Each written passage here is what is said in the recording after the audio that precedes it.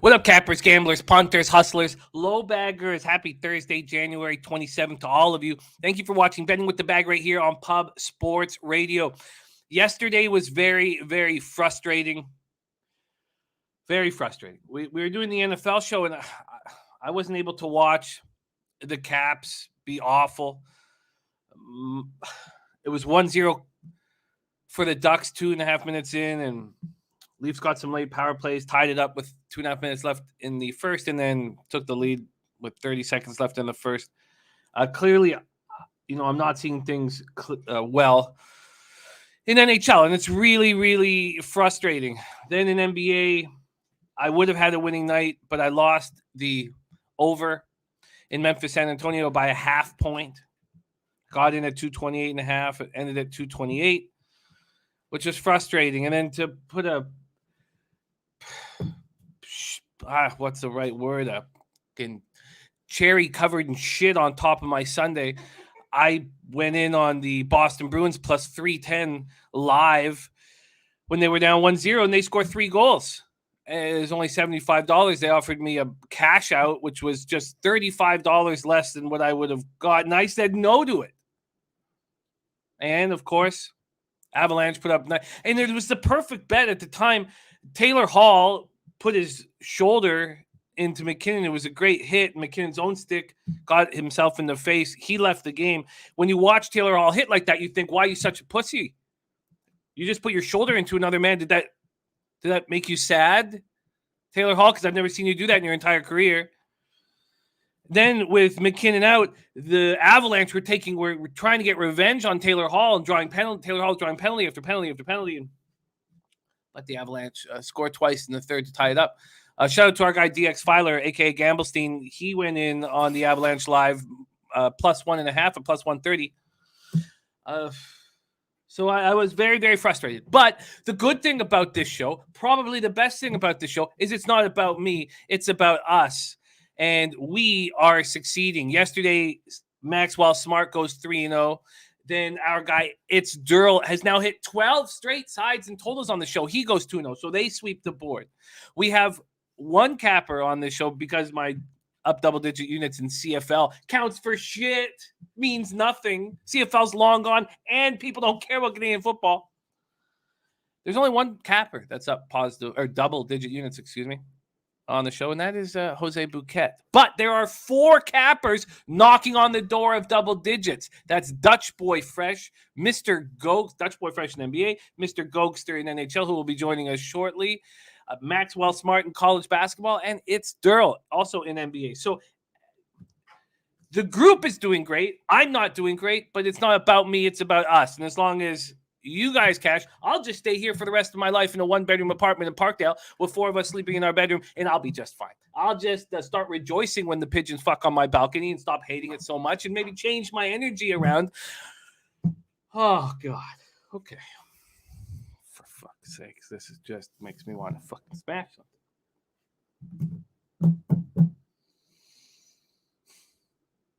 Shout out to all the cappers watching right now. We got the community of new knowledge running hot right now. That is great to see.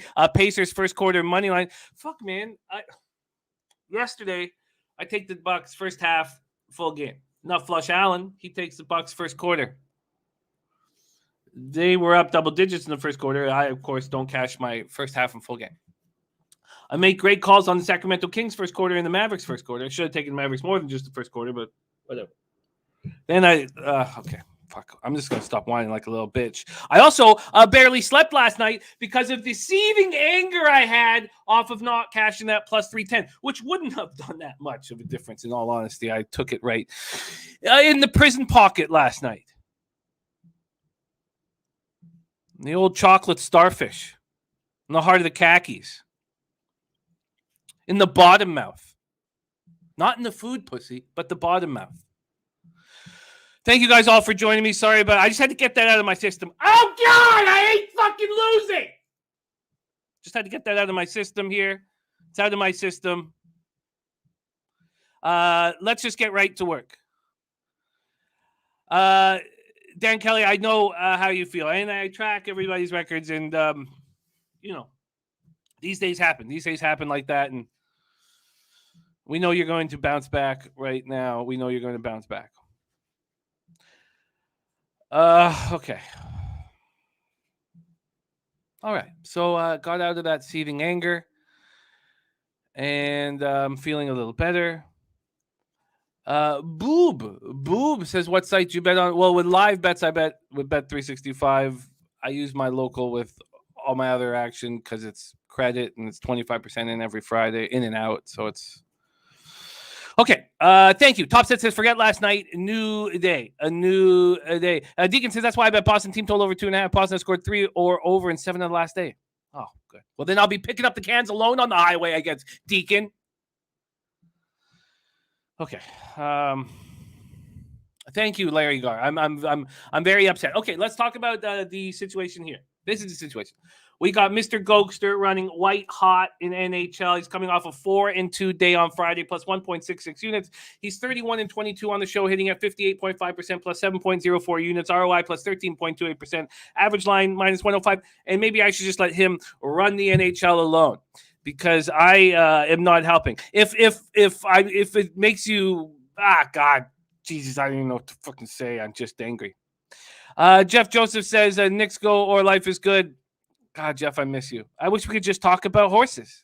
That's what I'd like to be doing right now, is just talk about horses. Could we do that? That would be nice. Boob, sorry, local with our terminology in the industry, local just means bookie. But if the Niners go on a little run, I would like to start using Pinnacle instead of this ass clown that I have that I'm using. Jay Peasy says, thanks for bringing everyone together in this forum. Shout out to Matty Ice, Ron Crawford, and the rest of the low baggers. Jay Peasy, thank you so much, man. There we go. Jay Peasy is going to turn this around. Thank you, Jay Peasy, my guy. Thank you, my man. Okay. Archie Bunker went 3-0 in the Avs game alone. Your timing, Archie Bunker, could be a little bit better because I'm about to lose my shit. But congratulations on all your successes. Is that what you want to hear, Archie Bunker? Well, there you go. Congratulations on all your successes.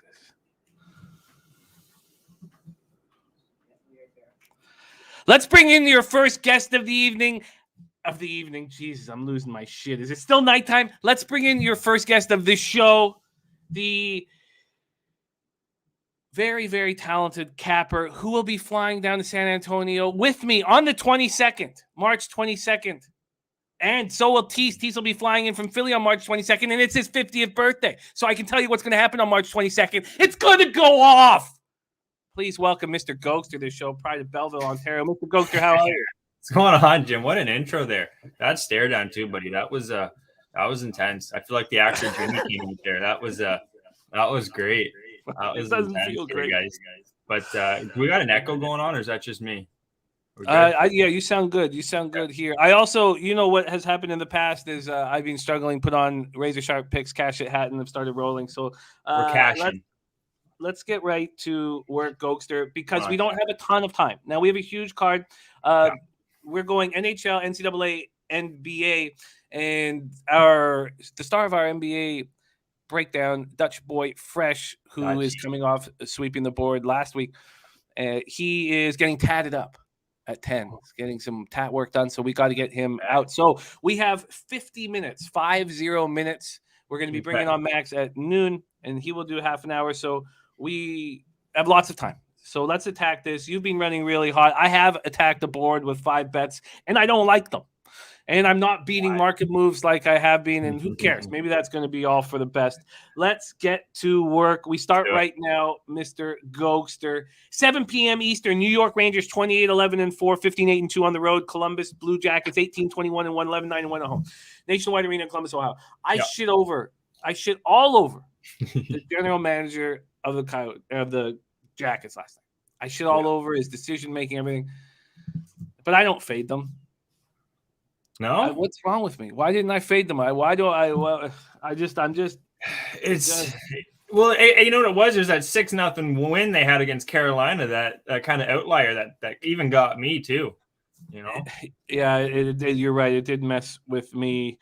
Let's get to work here. They have Georgiev listed. I don't know why he would start. I would expect Shesterkin to be in. I think Chesney might be hurt. I think he might be a little banged up. I saw him. He was hurt a while back, and he came back a game or two ago, Jim, and he was slow. He wasn't looking nearly as good. Even the commentators were saying that. So I think, and being Columbus on a back-to-back, and also the Rangers are on the front end of a back-to-back too. They are. So you do expect Georgiev to be in that. I can see Georgiev going in that here. Yeah. And is that second G pronounced with a J or a hard G? Because I've been messing with this. Do you have a Georgiev? No, I have it Georgiev. But am I messing that up? Is it there was a time of last year where I went on YouTube and I went over his name over and over and over and over again, so I wouldn't be fucking this up in here. I want to say it's Georgiev now, almost. Georgiev? No, I know it's a hard G to get it popped off. It's Georg whatever. Georgiev. Okay, Rangers power play 24.6%, penalty killing 84.1%. Slatsy says Rangers all day. Kreider leading goal scorer in the NHL. Incredible. Yes, Kreider on pace for a 50-goal season. Columbus power play at 14.9%, penalty killing at 80.2%. I didn't move on this spot mainly because it's not like NBA. I don't like in it NBA, either. these teams bounce back. In NHL, I don't know what they do after they get shit on, but there's been a huge market move towards Columbus. Oh, wait, I'm not logged in. So let me just log in here. Sorry, so I can get the pinnacle. No, good. Yeah, Korpisalo's going low for Columbus, so there's the other downfall to the equation, guys. This guy's, I swear, he might be the worst goalie in the league. And I'm not. I feel bad for the guy, but he's awful. He's 1-5 at home, .852 save percentage. Problems. We got problems. Pinnacle opened up Columbus at plus 184. They're now plus 172. So the Rangers have gone from minus 212 to minus 198. When we go to the total side of things here, we have the total opening up at 6 at minus 121 to the over. And there's been a huge move to the under. A huge move. That under initially was plus 105 at Pinnacle. They moved it to minus 111. So tricky market moves there. Rangers coming off their second straight win, 3-2 at home over the Kings. The team is rolling. Adam Fox having a Norris-type season. Panarin hasn't even really got that hot yet. I mean, he's sitting with 45 points in 38 games played. We know he can play better than that. As Slatsy said, Chris Kreider is on pace for that 50-goal season. And it was a great contract extension. And it's great to see a player get the contract extension and then step up the way he has. And he's what a hockey player should be, too. He's what I picture a hockey player, Chris Kreider. Yeah, he's a hell of a hockey player. The Oilers have no secondary scoring, and what a bunch of ass clowns in management just to give up on Ryan Strome and give him away for nothing. You deserve all of the losses that you're going to get, and I hope you all get fired in the near future in Edmonton because you're fucking idiots and you're ruining these two superstars, and you paid Draisaitl too much money. You just make shitty decision after shitty decision, and we're thankful for it. Everybody, all of the Vancouver Canuck fans, thank you for fucking up the best two players in the NHL and make them play on a shitty hockey team. And Draisaitl hates you now too, so. Capo Kako is on the IL with an upper body injury. Philip Chidel. Shout out to Kyle Hintley, and thank you so much, my man. What a good guy. What a great guy, man. Kyle Hintley, and I'm now following him on Twitter. Thank you for your support, my guy. And he's coming off another giant day. You should follow. I'm gonna pop. There's a couple cappers I'm gonna pop throughout the day in the Twitter with their Twitter handles. I'll wait till Gogster starts rolling, and then I'll be popping them in. Patrick Nemeth, it won't make the trip to Columbus due to personal reasons. So he's day-to-day at this point. Columbus on the second half back-to-back, they were destroyed 6-0 by the Flames. They allowed the Flames to take 62 shots on them. But I don't fade them after I shit all over Kalakainen. What am I doing here? That was the most shots since we started tracking shots on goal by visiting him. Since we started tracking shots on goal in 1955-56. This team is so soft. Will they show some heart here? I don't know.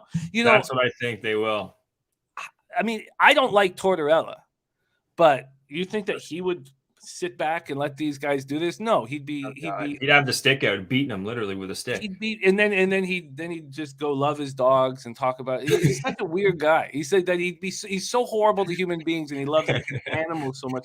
Columbus has been outscored 24-7 in their last 4 games. They lose Alexander Teixeira in the second period with an upper body injury. He's important to this team. They also don't have Justin Danforth out with a knee injury. Did you move on this game? I didn't. No, I don't like this game either. It's just so many question marks here. Back to back for Columbus. I was trying to see how many shots did Columbus have. They had 23. I'm like, all right, and what'd they give up? 62. I was like, Jesus Christ. Merzlikins didn't even get pulled either. They left him in for all, save 56 pucks, but my God, that's just unbelievable. So it's their defense. They don't even have any injuries to their D. Jim said it. It's just Texier that's out. So I expect a much better performance. They're at home too. They're a much better home team, Columbus. But Korpisalo's in net. This guy's Swiss cheese. He's a sieve. So Shesterkin's not going. It's Georgiev. I would think the Rangers win this one, but it's just not a bet I'm confident in making here, guys. There's some other ones I like a lot better. I want to try and be up units, not down units by the end of the night. So this is not one I think I'm going to come out on top of. So I'm going to leave it alone, Jim. And you're knocking on the door at double-digit units, which has been wonderful. Don't ask, don't tell. We've missed you, my guy. Thank you for rolling with us. Says, we be pubbing, you best be subbing. Yeah. Don't ask, don't tell in the house. You're a good man. And I'm starting to get out of it. I'm starting to get out of the seething anger. That I've been holding. I was so angry I could barely sleep. Okay, let's move on to – and then another thing is how good are the Avalanche? They lose – they're toying with them. They lose McKinnon, and they don't look good, and they're trying to get revenge. And then in the third period, they completely take over the game. I mean, take over the game. Flip the switch. And it's Devon Taves, by the way. I've been calling him Devon Taves. I apologize to you, Devon. You were absolutely spectacular again last night, Devon. Taves? Yeah, let's move on. 17. Oh, by the way, Devon Taves, you want to hear this stat? He's not had a minus game all year. God, really? Not a minus game all year. Oh, thanks, Jose, for putting up the sad face on my record. Oh, Jesus, Jose. You know what, Jose? Get that fucking sad face off my fucking record. And you get the fuck off the show. How about that? We move on to Anaheim Ducks, 21-16, 8-9-4 on the road. Montreal Canadiens, 8-26-7. 5-21 at home. Bell Center in Montreal, Quebec. Anthony Stolarz, I'm expecting to be back net. He's back off the COVID list. He's not listed, but I'm expecting that to change. Caden Primo, 1-4-1. He's being trashed, but I expect Caden Primo to be in net because Montembeault has been dealing with something. I don't know if it's a lower body. He's out too, which is even worse. And he could come back. There's rumors that he might come back. So the first thing I did was I looked at this over 5.5. And I didn't do it until this morning. I looked at the over 5.5. It was at minus 115. This was the second game of the card. I started working on the cards. It moved to minus 120. And I was like, you know what? I got to get in on this. If Stolarz is in, it's now minus 125. So it's moved 5 more cents. If Stolarz, let's see, let me just refresh this. Make sure. Yeah. So it's moved 5 more cents. I was like, if it's Stolarz, he's been very good this year, but he's been out with COVID. What's he going to give you? And then Caden Primo is not to be trusted. So that was my first thing. Anaheim power play at 24.6%, penalty killing at 83.5%. Yeah. And Dan Kelly said, he says, this is to pay for removing Elo getting beat from my tribute. The worst moment of my sports fan life. Worse than losing the World Series and last inning of 7th game twice. Worse than Elway's drive. Okay, so Jose, we will cut out. Let's get Kobe. Let's get Kobe in there. Instead.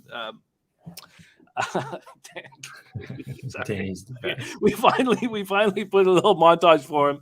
We put on his worst moment in sports history, and he has a rough night immediately. So we'll fix that. Lord's testing him. Anaheim 24.6% power play, 83.5% penalty killing. This Anaheim squad, this total has it moved to still 5? It's only 5 minus 115. It's Bet365 is the one pushing this to the over the most. The other books have it at minus 115. Hard game here too. When we get to the money line here I'm just getting ahead. I can tell you Primo's in net. Primo's been confirmed. He's going. Okay. Primo is in net. This money line, there's been a 3-cent move at Pinnacle towards the Habs. And I could, after capping this game and then sitting on it and then staring at it and then going over the Montreal Canadiens lineups, I had to bet the Ducks after a tough 4-3 shootout loss and then travel. I had to. Mm-hmm. Anaheim on the second half of back-to-back. Derek Grant won't play. He didn't. Well, we don't think he'll play. He didn't play last night. He has 3 goals in his past 2 games, but he'll sit out. Mm-hmm. Sonny Milano remains out with an upper body injury. Josh Manson is still out. Defenseman Josh Manson out with COVID. And Adam Henrique is planning on returning to the lineup on Saturday. The Habs come in here off 3 straight losses, 8-2 setback on Minnesota. Look, they're rested. But I went over this lineup and I was like, look, I have to fade them. You have Suzuki, Toffoli, and Lehkonen on the first line. The second line is Dauphin, Poling, and Hoffman. You have Evans, Pitlick, and Anderson on the third line. Pizzetta, Videmo, and Paquette on the fourth line.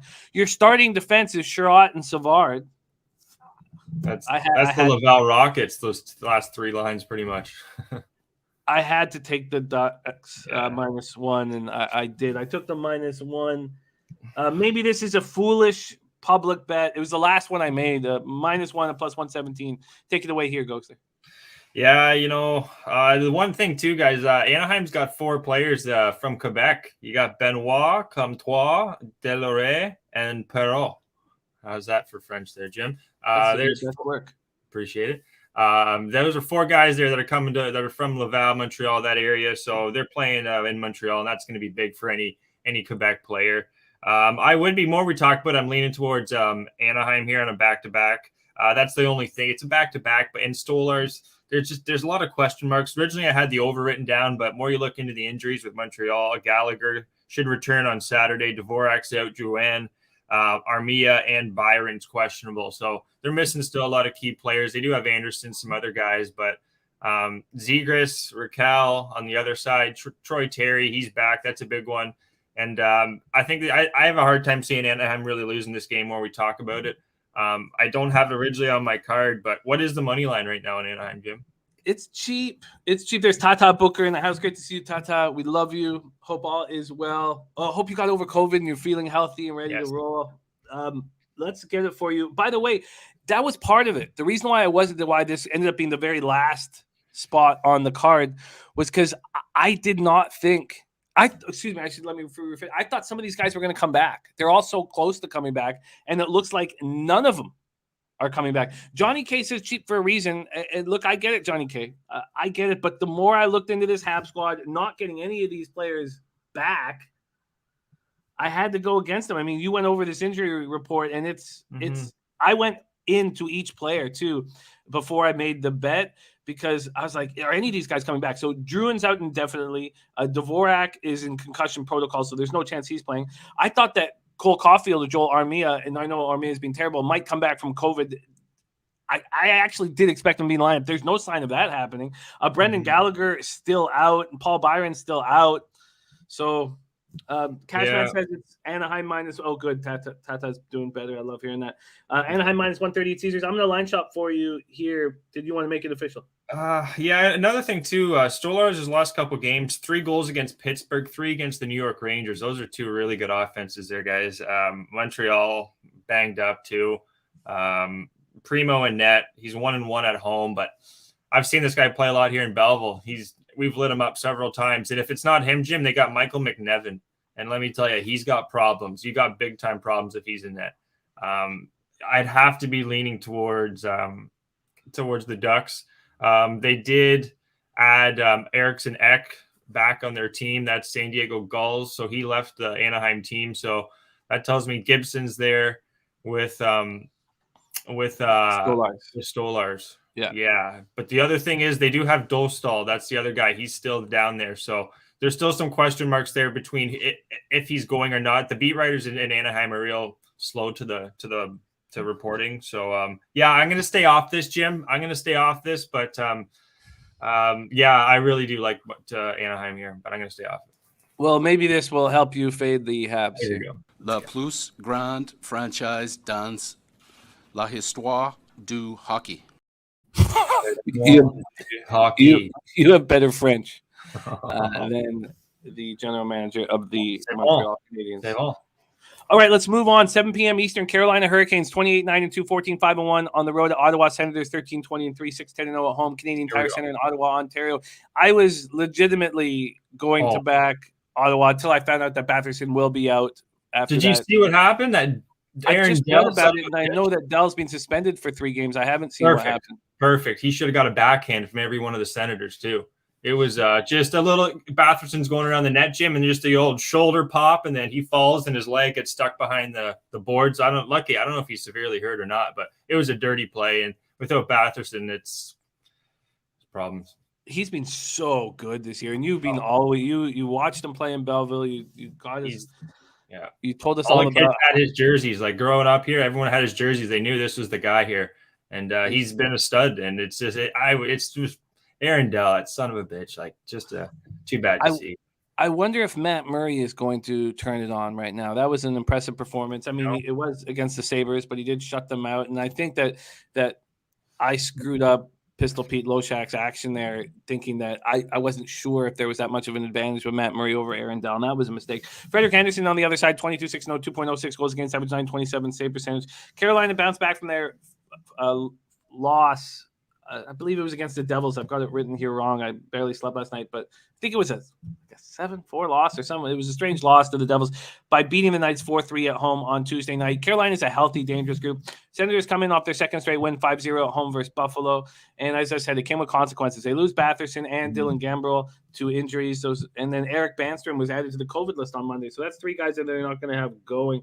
When we go over to the market here in this spot, it's 20-cent move towards the Carolina Panthers. Anything you want to do here? Carolina Hurricanes. Oh, Jesus. Sorry. I got you. I was so angry last night. I literally 3 in the morning, 4 in the morning, 5 in the morning. I'm just sitting there like, so good. Take it away here. You make moves? Yeah, so they came back and they beat Vegas Golden Knights in overtime there. Actually, I had them in regulation. That one pissed me off. Tough team. Now they're coming up against an Ottawa team without Batherson, guys. That's problems. He's a heart and soul team player here. Even without Brandstrom, this guy's slowly been making his way back up to Ottawa Senator team. He's been looking a lot better. Murray, I would rather Murray than Forsberg right now. I haven't had any confirmation. If anyone in the chat has a confirmation on that, Murray's been the hot hand. I expect them to ride Murray. He had a shutout last game. I have a hard time seeing them not. But yeah, no Batherson, guys. I know it's just one player, but coming off a 5-0 win, they lost to Buffalo, guys, 3-1 about a week ago on an awful call. It cost me a ticket too. So they came back. I don't know why I had the over in that game, Jim. It was 5-0. I should have had just Ottawa because they came back pissed off and they just absolutely destroyed them. So I think it's going to be a letdown spot for Ottawa. They're just Carolina, guys. They're healthy too, other than Martinick. He's the only guy out. Carolina Puckline, I got it at +105, Jim. That's going to be the first one officially on my card. They're 14-5 on the road, Carolina guys. They're just a solid hockey team. They're my team to win the cup too. I got them like 14 or 15-1 to win the cup. So I know this Ottawa team pretty good. They're going to be in tough here. And if Murray can stand on his head here, this would be a real impressive performance. 0 goals against Buffalo, 3 against Washington, 4 against Edmonton. So yeah, actually, sorry, Forsberg's actually been the hotter of the two, Jim. 1 against Columbus, 2 against Pittsburgh, 2 against Buffalo. Weaker competition, but and he actually also only allowed 2 against Carolina at Carolina Forsberg. So he has been the hotter of the two. So it's hard to say who's going to go in between the net, but I don't think it really matters here, to be honest. I think Carolina is going to get to either one of these goalies. Did you tweet this action out, or are we making it official here? I tweeted. I just tweeted it about 15 minutes before the show. Okay. Yeah, Carolina Puckline. Now the thing is, I should have tweeted this out probably at 3 a.m. when I made this play. That's officially when I made it, guys. I'm not sure what it is right now. We don't like giving out stale lines here. No, it's fine. You can get it at +107 at Pinnacle right now. Perfect. So even better. Yeah, that's fine. Perfect. Okay, -1.5 at +105 as you tweeted out. Lock that in. I get it. And shout out to Archie Bunka. I have no idea what you have said there. Maybe we need slats to oh my goodness! Break it down. I have no idea what you said, Archie Bunka, but congratulations on all your successes. Yeah. And thank you, my man. Thank you, Archie Bunka. I do follow Archie Bunka on Twitter. It's currently +112 at Bookmaker. Thank you, Billy. We're gonna because we'll still lock in the lines that he tweeted out, and I will. You got to be kidding me here. Dan Kelly's saying Matt Hughes there hit the wrong ball. How do you do that in golf? Are you that it's caught, and that can cost you like a lot of strokes, but who hits the wrong ball in golf anyway? I'm sorry, that a little sidetracked there, but yes, that's just, I've never heard of that. Shout out to Kent Davies, said he made a ridiculously large bet on Luke List here. We are over Cameron Tringali. Yep, I like that. Oh, right. Oh, Slot says I can't repeat that on a public radio show. So whatever he said. Okay. Oh, yeah. Okay, so let's keep rolling. Let's keep rolling here. Next up is Devils at Tampa Bay Lightning. Anytime the Tampa Bay Lightning lose a hockey game, they must be bet the next game. They're uncanny, and they don't just win by a goal or two. They destroy opponents. Now, interesting, Kucherov has been added to the COVID list on Monday, so we'll see how he handles that. He's, not known for his health. So we'll see how he handles that. Devils 15-21-5, 5-11-2 on the road. Lightning 28-10-5, 14-4-3 at home. We're at Amalie Arena in Tampa, Florida. John Gillies has looked absolutely he's looked rough. Every game he's looked worse since he got off to a good start. 1-3-1, 3.03 goals against average, 905 save percentage. Mackenzie Blackwood on the IR with a heel injury, IL, I guess. And Andrei Vasilevsky, 23-7-3, 2.25 goals against average, 922 save percentage, 2 shutouts. Devils power play at 17%, penalty killing 82.5%. Not bad special teams. Almost the same as Tampa Bay at 19.9%, 81.1% penalty killing. Yeah. Let's move over to the cash or to the market. We don't care really about the cash. There's been just a 10-cent move towards the Lightning. When the team opens up at minus 300 against a team that's not terrible in the Devils, although they're playing terrible, I can understand why there hasn't been a big market move here. Devils coming off their second straight loss, 5-1 at home versus Stars on Tuesday. They are playing terrible hockey. Dougie Hamilton is participating in practices, but he's got the non-contact jersey on. He's got the surgically repaired broken jaw, so he will travel on this road trip. Lightning are a well-rested group. They bounced back from their surprise 5-1 loss at Anaheim by beating up on the Sharks 7-1 on Saturday. There's Ron Crawford in the house.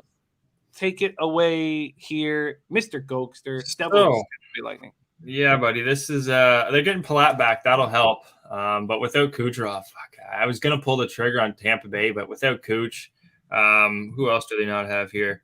Ruda too, he's questionable. Cernak, and they're coming off a 3-game West Coast trip here. That's never usually something I like jumping all over as a team off a 3-game West Coast trip. And New Jersey's won 1 game in their last 6, so they're pissed off too. You got Vasilevsky, who's the best goalie in the league, going up against John Giles. This guy, I believe it's John Giles. Yeah. Or Gillies. It might be Gillies. I butcher names just as any. I just go with whatever I think it is, Jim. I could be wrong, but I'm calling him John Giles. He's a Sid. He shouldn't even. He didn't even have a job, really, guys. He was called up for one of the HL teams, and now he's starting for the Devils. So I'd have to be leaning towards Tampa Bay here, but. And also they're missing Ty Smith and Dougie Hamilton. Those are 2 big defensive players for the Devils. They still do have a decent decor though. And they're healthy on their offensive side, the Devils. So I lean towards the over 2, but it's not a game I want to bet. I'm going to stay off this one, guys. The line 2 is pretty heavy on Tampa. Yeah, I stayed off of it too. So at this point, I've only made those 2 bets I've made 5 overall, but so far with the games we've broken down. Let's move on to my next action. I did take the Panthers -1. I got -106, money line -160, puck line +145. Let's just see at Bet365 what that is right now. If I was to go right back to the where is it? Sorry, Panthers. There we go. It's right back to where it was, -160. So not beating a market move there. We have our guy, Ron Crawford, in the house. He is on this squad in regulation. So shout out to Ron Crawford. Who's on the Florida? He is on the Florida Panthers in regulation. Shout out to Ron Crawford.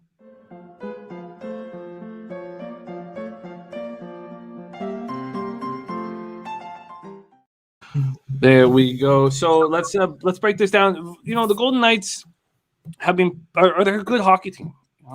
They didn't have Mark Stone or Riley Smith due to COVID. They have Mark Stone back.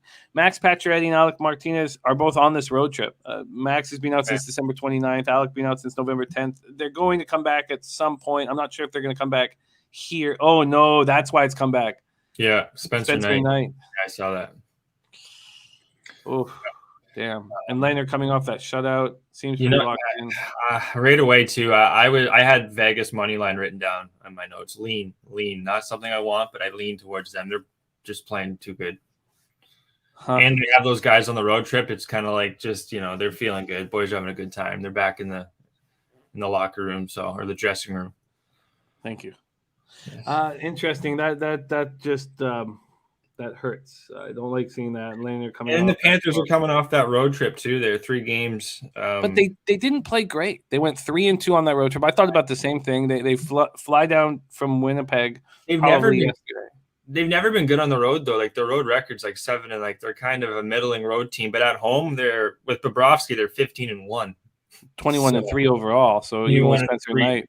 Yeah, like it's just. It's tough because Vegas is they're just Vegas too, and Laner is looking good. They're 12-5 on the road too. Vegas, they're a good road team. They're 12-5 on the road, and the line's this high. I was looking towards Vegas. I didn't play it, but I would be looking that way, and with Spencer Knight going. Makes me uncomfortable. I hope they went out and partied last night in Miami. Dennis Garcia is on Vegas. Sean, sports bet dev in the house. Sean's now joined the Pub Sports Radio team, and we love him. He's doing stuff, for our site and stuff that you guys will be seeing, and we love him. So big shout out to Sean. He says Panthers aren't the same without Patrick Hornqvist. He does provide toughness, but Bennett provides toughness. They're a tougher team. Duclair is even tough, even though he's 5'11". But I hear that. Forsling too. Forsling and Yolevi got those 2 guys out. Yeah. And Ron Crawford says, yeah, you don't want Spencer cancel. I'm not going to cancel. Panthers come back home. They're. I can see this being an under. Is it 6.5? I'd lean to the under. That's too high. I think this total is 7. High. Oh, that's really that. I would. Are you kidding? I'd be looking at an under 7. What's the juice on that? -125. It's not even that bad. And I bet it's better at Pinnacle. I think I've ever had an under 7 in my life. Wow, okay. I bet a couple under 7s with the Leafs a couple years ago, and they. I don't know. No sense. That makes no sense. Why would that be so high? I know it's Spencer Knight, but Vegas is not like a crazy over team, especially on the road. They don't want to. They don't want to fight fire with fire. No. You know what? I'm adding that. Under 7. I think that's a good idea. And also, sorry, Ron was talking about him canceling his spreadsheet play today. Sorry, I thought he was telling me that I should cancel. And that was helpful information. I didn't realize he was talking about him. Okay, and Ixnizzle just locked in a spot with the Warriors here. We're going to be talking about that here. Let me just copy and paste Ixnizzle's look here. Sorry, there we go. I think you're right. I think this is a mistake. That's too much. Okay, so it's now the Hurricanes in regulation is Ron Crawford's look. So let's pop that here above that. Worst case scenario would be as if Vegas gets up like 3-1, 4-1. Yeah. There is a chance. And then Florida gets pissed off and they come back. But 4-3, I'd get a push. Yeah. I'm taking it. I'm sorry. I got to take it. So I'm sure that Pinnacle will give you a better number on that 7. No, same as Bet365. Under 7 at -125. An addition from Mr. Gogster. So Gogster under 7 -125. And I'd like to run with that too. I don't think that's too much juice. I would like to run with that as well. So under 7 -125. Hopefully it'll be there when the show's over. Let's roll on. And I'm not just because Spencer. I look. Deacon has been talking about this offense for the Panthers all year, and he says Florida relentless offense, no match for Vegas, and he's got a final score of 5-2. One thing though, the way Vegas played against Washington, I know I haven't been playing good hockey, but they shut him out at home. Washington, you don't see that happen too often. I know that's one game, but they're playing damn good hockey right now. So there's bananas and grapes in the house. Great to see you. Okay, let's roll. Next up, LA Kings at New York Islanders. I'm not comfortable with my action in all honesty today. I did take the Islanders. They've won 4 of their last 5, and that's 3 wins against the Flyers and 1 against the Coyotes. They haven't shown us that they're about to go on that 10-game winning streak that they go on every single year. And I'm a little nervous here. I'm hoping that the Kings are a little tired on this road trip, but they're a healthy group and they haven't played since Monday. So I don't know if any of that makes sense. They have been in New York. So hopefully they went out partying. It's been cold though. It's been cold. I don't know if Kings coming off their 4th loss, 5 games, 3-2 in a shootout to the Rangers on Monday night. They're a healthy group. The Islanders have won 4-5, and I said who those wins have come against. Very weak competition. Yeah. Let's take a look at the market here. The Islanders opened up at minus 141. Now they're minus 125. This was a mistake. 16-cent move.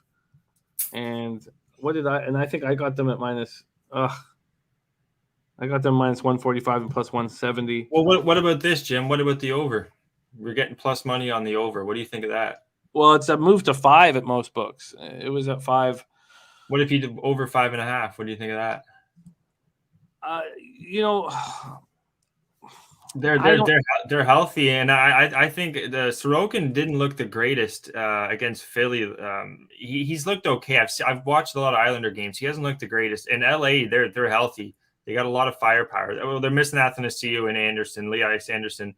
But I think there could be some goals here, Jim. I don't see why not. Same with the Islanders. They've only had Palmieri and Pollock out of their lineup for like the last 2 weeks. So I expect there to be some firepower. It's in New York. It's in the Islanders' barn too.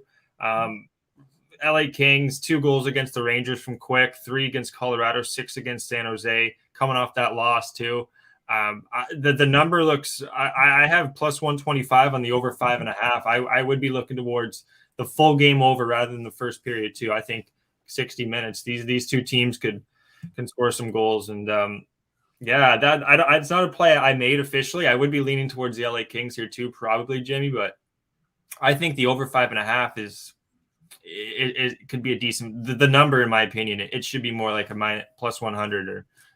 I don't think it should be at 5. I'll tell you that. No, I was surprised to see it at 5 as well. Bonkukui has stats to back you up. Says matchup seen 5+ goals in the last 9 meetings. Kings are 0-5 last 5 in New York, and the over is 5-0-1 last 6 in New York. Shout out to Brothers and Bets joining us. Thank you for rolling with us.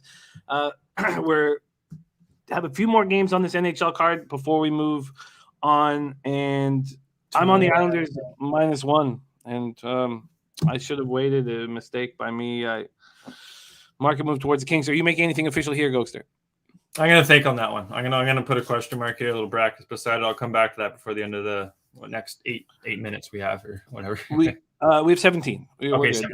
Birdie in the house says, sorry, lost track of time this morning. Looking forward to hear what you're doing here because I have had a really rough week in NHL. Let's move on to 7 p.m. Eastern. Seattle Kraken 13-25-4, 4-11-2 on the road at Pittsburgh Penguins 27-10-5, 13-5-2 at home. We're at PPG Paints Arena in Pittsburgh, Pennsylvania.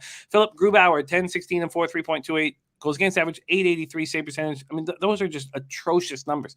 Never in my wildest dreams would I think Grubauer would. I mean, what are we? We're in the 80s with those kind of stats. Tristan Jarry 23-7-4, 2.12 goals against average, 926. Save percentage, 3 shots. I mean, that's what Darren Pang stats right there. I mean, that's just horrific. Seattle power play at 17.1%, penalty killing at 77.8%. They have not been good on their special teams. Pittsburgh power play at 18.9%, and we're expecting that to improve with Malkin returning and their penalty killing being very good at 88.4%.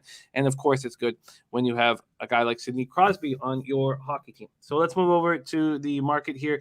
The Pittsburgh Penguins have gone from -305 to -317. And when we go over to the totals, load up for me here. Just take a second. I think it was a 6 -115, something like that. That was the opener, but the big move towards the over. Oh no, it was 6.5. Excuse me. Sorry, my bad. It's gone from 6.5 to 6 at Pinnacle. Interesting. So a big move towards the under, and that's the way the Kraken have to play. Whether they're capable of playing that way, especially with Alexiak and Susi out, I don't know, because their defense doesn't have a lot of depth. Coming off their second loss in 3 games, 4-2 at home to Nashville. Schwartz and Brandon Tanev have both been out of lineup since December. Drieger remains on the COVID list. Penn's coming off their 6th straight win, 6-3 at home over Arizona. Center Teddy Bluger, left wingers Jason Zucker, and Drew O'Connor are on the IL, but this is a good hockey team. Take it away here, Gogster, Kraken, Penguins. Pittsburgh's been really good lately, and I've kind of kicking myself, Jimmy. I haven't been on them as much as I probably should have. You were saying it though. Right when they get Malcolm back, they've just been absolutely fire. I don't know what it is, but Pittsburgh's just been riding the hot hand. They're one of the older teams in the league, but veteran status. They just signed Carter too. I don't blame them for how good they've been doing.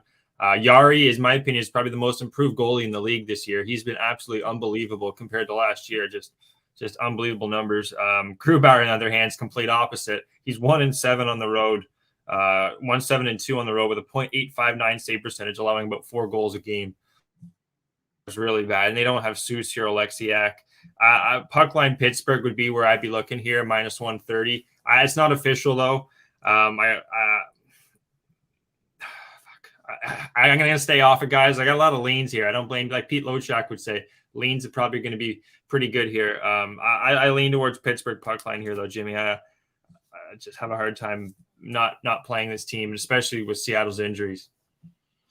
Jersey says, I've left so much money on the table not betting Pittsburgh. So have I. Me too. Sammy Palmer says, fade Kraken on the road, but it's so juiced to back the Pens. I get it. Birdie looking at Pittsburgh-Seattle tie first period. Both these teams score in the first period. To me, this is best look in the game. I will be betting that. I believe the Kraken will compete in this first period.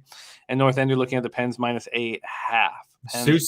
Soucy's a big addition. The guy's got 6 goals as a defenseman. Like he can put the puck in the back of the net. Like he's up there for goals for defensemen. So if he's back, that's going to be a big addition for the team. He's questionable tonight, so I don't have any. I looked up the Kraken's beat writers; they didn't have anything yet. So I'm going to be off this game, but I would be leaning towards Pittsburgh to. Sebastian, there is no sports book in Texas, so we've worked around it. We've got options for everybody who's coming, so don't worry. We'll be gambling, and we'll be gambling heavy. Okay. Also, by the way, for those of you coming Saturday night at Southtown 101, big poker tournament, baby. Big old poker tournament. All right, 8 p.m. Eastern, Calgary Flames 20-12-6. Last time we had a huge, giant poker tournament. It was in Vegas, and the winner was one Trot Wham, Wham Bam. Walter Trotter picked up $2K. Yeah, right. Flames 20-12-6, 14-8-2 on the road. Blues 25-12-5, 16-4-2 at home. Enterprise Center in St. Louis, Missouri. Got to expect Dan Vladar in that 5-3-1, 2.73 goals against average, 9-10 save percentage, 2 shutouts. He's been good, fine backup, but Markstrom's been so good this year. Jordan Binnington expected on the other side. He's not been very good this year. 3.27 goals against average, 901 save percentage. Calgary, 23.2% power play, 83.6% penalty killing. St. Louis, 28.9% power play, 84.3% penalty killing. Do we think that the Blues are going to bounce back from the 7-1 ass kicking the Flames gave them a few days ago? I believe was it on Monday in Calgary. Yeah. So that's the expectation. I did not expect to see, when I looked at what the Blues price would be, to see a -135, and it's moved to -140. So it's the Flames on the second half of a back-to-back. They put up 62 shots on Merzlikins last night, the most, as we said, by a visiting team in regular season games since NHL started tracking shots. Goodrow and Tkachuk have 22 points in their last 4 games. Tkachuk 4 goals, 8 assists. Goodrow 1 goal, 9 assists. Calgary's a healthy group, so they've outscored their last 2 opponents 13-1, and this is one of them. And the Blues have been off since the debacle in Calgary. Birdie says the best spot on the card, in my opinion. Blues regulation and Blues -1.5. Flames embarrassed the hell out of St. Louis last game. Blues show some character here and win by margin. That's what the market is telling us. And my problem here is that it's just in my head. It's in my head. Take it away, Gogster, Flames, Blues. Yeah, I'm all over the Blues here. Blues money line too. The regulation, I want to take it, but just Calgary could tie it up, and then going up against Vladar here, Jim. His numbers were decent. He was doing all honky dory. Everything was good.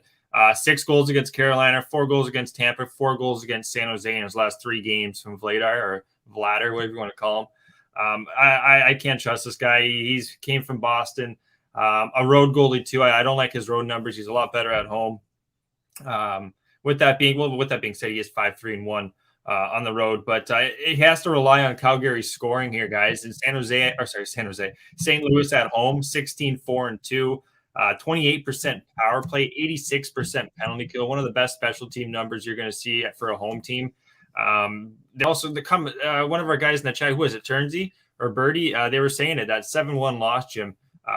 They're coming back. Especially 62 shots. I was kind of thinking maybe Calgary would maybe manage that game a little better in Columbus, but they said, you know what, guys, we're just going to go nuts here and just pepper the puck.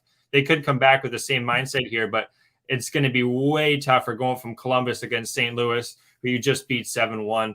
I was thinking I'd actually have to take regulation around +100, but the money line was still -134 at Pinnacle when I took this. So I took this one too, just at 10:30 before the show, because they didn't have this out as an overnight line. Sorry there, guys. But yeah, I think this is a great spot for St. Louis. Money line -134, a little bit of juice, but I like St. Louis here, even with Binnington. Yeah, I mean, I get it. I completely get it. And obviously, it's this recency bias that's in my head, and probably going to hurt me here. The Blues clearly are the play. The market's moving towards the Blues, but the bigger bets have come in on Calgary, which is strange. Calgary's simply rolling right now, and Bonko saying Calgary 3-2 to the over on back-to-backs. They've also been good on back-to-backs. They're 3-0 in a back-to-back off of a win. Blues are 5-2 to the over on 2 days rest, and Lingo Wick talking about that over as well. Over is the only way I would be looking here too. Would be the over, but what was it, 6, Jim? 6. I think it was 6 minus. Yeah, there's been a 2-cent move towards the over. Yeah, I was hoping to get a 5.5. I was kind of wishing there with that number, but I think. What's that? Turnsy's on the half unit on St. Louis first period -1.5 plus 450. I was going to move on the Blues first period -0.5, but obviously my head's messed up from what I saw last night. So I think that's a good play there, Jim. I think that's a good play. I don't see why not. St. Louis here. I just wanted to pull up their score, guys. Just want to see who did they play the game. Flames. It's that 7-1 loss. It's stewing with them the last 3 days. Their first period, team total over, puck line -1, money line St. Louis. I think St. Louis. If I'm wrong, I'll look like an idiot. But Jim, I have a hard time seeing St. Louis not winning this one at home. Oh, it makes sense. Look, it makes a ton of sense. Blues -134. No Markstrom, real deal prime. No chance. It'll be Dan Vladder. Okay, let's roll on. 8 p.m. Eastern is next up. Vancouver Canucks 18-19-5, 10-11-2 on the road at the Winnipeg Jets, 17-15-7, 10-7-1 at home. Canada Life Center, Winnipeg, Manitoba. We still don't. Well, let's start with Winnipeg because we still don't know who's returning for Vancouver. So let's start with Winnipeg. They're coming in off their 5th straight loss, 5-3 at home versus Florida on Tuesday, and they're dealing with a really tough mix of injuries and the COVID outbreak. So both teams are in a tricky spot.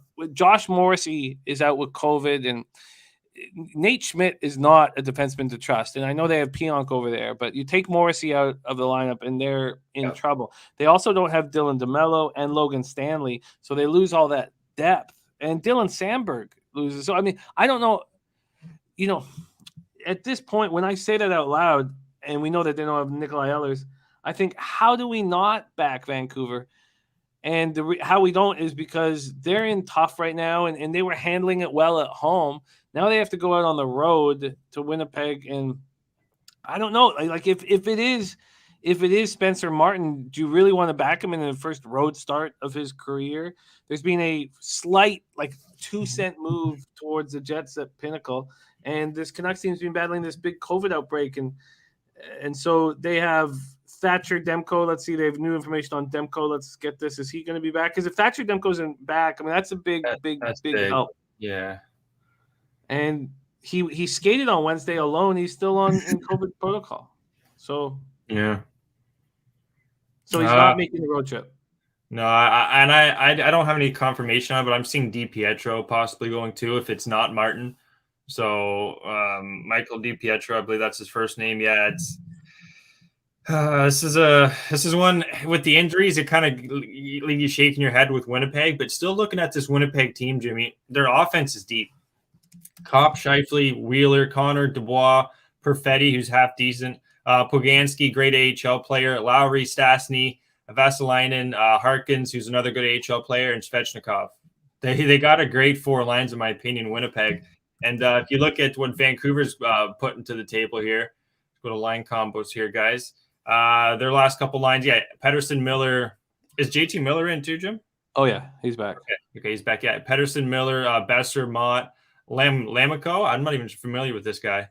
Yeah, Lamico's been pretty good for us. Pretty good. Okay, Highmore, Höglander, Dickinson, Chason, Podansk, I'm not going to try to pronounce that guy's name. I know he came from the AHL. Dowling and Justin Bailey. I have to lean towards Winnipeg here, guys, in my opinion, especially the goalie matchup with Hellebuck and DiPietro, even Spencer Martin. I had nothing good to say about this guy. He did look good in his couple games in Vancouver, but I can't trust this guy long term, in my opinion. A lot of these AHL goalies, none of them have really proven themselves to me. That's Giles, DiPietro, even Vladar. Only one I'd say they called back was Swayman, the guy from Boston. He was looking really good. Other than that, I don't think a lot of these guys from the AHL are really stand a long-term chance until I see more from them. And DiPietro and Martin, I don't trust them. I'm going to be playing, long story short, guys, Winnipeg regulation. That's going to be a play. I'm taking Winnipeg in regulation here, Jim. I have a hard time. I know them at home too. They're a solid damn home team.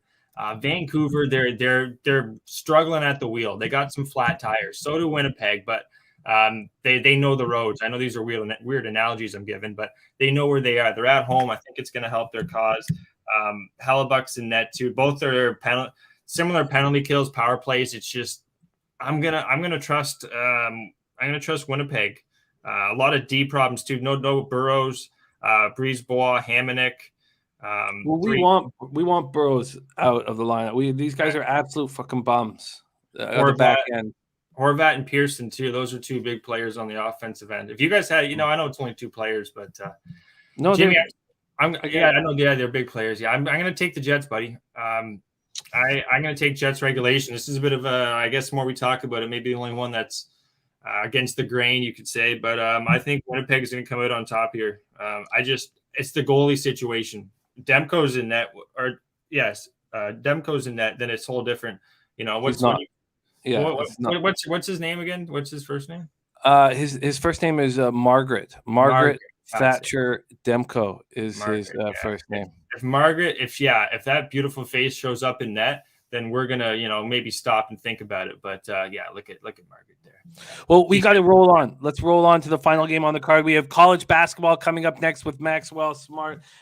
Brady says books are making you pay way too much for the Jets. This is a bad line. I won't be betting bad lines for me. I get that. I with the injuries that the Jets have on defense, I couldn't do it. But we'll see how it goes, guys. I'm telling you, we're gonna roll with it. Absolutely, you guys are right in the chat about the line. It is definitely high, but let's go Jets. Let's roll on. Slatsy says DiPietro expected. We move on to 9 p.m. Eastern. This is the final game on the card before we hit college basketball. Maxwell Smart, by the way, as some of you know, Maxwell Smart swept the board. Since I've come back from COVID, he's been just white hot, rolling, Max, baby. Predators 27-14-3, 14-7-3 on the road. Oilers 20-16-2, 11-8-0 at home. And Gogster, you have two, man, because you add your 4-2 Friday to your 6-0 Thursday, baby. 10-2. Do we expect anything less from Maxi though with college basketball? This guy's just he's a beast. Rogers Place, Edmonton, Alberta. UC Saros versus Mikko Koskinen. My fade of the Predators has been hurting me. Not every time, but clearly my ROI is poor. And I went right back to the well. I'm fading them again, and I should have waited because I got minus 120 on the -1 line. So my -1 line turned out to be a sorry, let me pull this up. I believe it's a plus 134. I got minus 120 and plus 195. Yes, a plus 134. I should have waited. I could have got minus 110 and plus 205, I believe. But Predators coming up for third straight win, 4-2 at Seattle on Tuesday. This is a healthy group. They don't have Eli Tolvanen, right winger, and Dante Fabro, a defenseman, but they're a healthy group. They're playing good hockey. And the Oilers snapped their 7-game losing streak with a 5-3 victory at home over Calgary on Saturday night. We've seen what Calgary is doing right now, and they beat them. Then they win at Vancouver on Tuesday night. They get Nugent Hopkins back. That's a huge deal to this Oilers team because they have no depth whatsoever. Tyson Barrie is out with an upper body injury. That hurts their power play, but that's about it. I don't trust Barrie in 5-on-5 situations. And it's too bad Zach Hyman still has COVID. It'd be nice if they could get him back. Turnsey says Oilers are going to go on a little run here. Slatsy says it kills me, but I bet Oilers money line minus 106. And says Preds are back to a team we thought they were. Oilers goalie scaring me. The Oilers goalie makes me very uncomfortable. But get your college basketball bet or plays in that you want Max to talk about. Last game on the card here. I moved on the Oilers -1. What's your move here? Yeah, I don't got much to say about this game here, guys. Leaning towards the over 6. I saw a guy, Sammy, in the chat saying the draw. I don't mind the draw either. Nashville's just playing really good hockey right now. Their coach, too, I hated on this guy in the past, Hines. He's really got them playing really good hockey. You have two of the top 2 guys, top 5 defensemen in the league here, in Yossi and Bouchard for Edmonton and Nashville for goals. So both these defensemen, two really good defensemen, know how to push the puck, put some offense on the board. So I would lean towards the over, especially with Koskinen. Saros, he's top 10 goalie in the league right now. So that would be the only question mark. But I'm off this game, guys. I would be leaning towards Edmonton here. If Hyman was back, I probably would be on Edmonton, just how much that guy means to the team. Guys, I'm going to be off this one, lean towards the over, Jim. I tell you what, I'm not going to take a total at minus 125 again for the rest of the season. I'm going to shut that down. My ROI is poor, and why wouldn't it be? Your implied probability is awful, and totals are difficult. So I'm cutting that out. I'm completely cutting that out. There we go from Mr. Gogster. His action is in. So before the show, Gogster tweeted out 3 spots. Let me go over back to Gogster. Here we go. So Gogster is on. Sorry, here we go. He's on the Carolina Panthers puck line plus 105. Carolina Hurricanes, Jimmy. You did it again. Jesus Christ. I'm just didn't sleep last night. And seething anger. Winnipeg Jets regulation plus 100. And the Blues money line at minus 134. And then the lone addition, I believe, is the under 7 in the Panthers game. Yeah, Panthers Vegas. You know what? Under 7. Yeah, 5-3, really? Yeah, it's Florida, but this is just a different beast in Vegas right now, and where they're playing. Shutout Washington the game before. Give me the under. I agree. I completely agree the way they're playing, and they would never go head-to-head in offense against this squad. So for me, I have 5 spots on the card, and I am adding 1. I'm also adding that under 7 with the way I think it's a perfect opportunity. By the way, Birdie really backing my Oilers look. So is Turnsey. That's company I like being with. Oilers minus 1 at plus 134. Panthers minus 1 at minus 106. Would I have made that bet if Spencer Knight was in goal?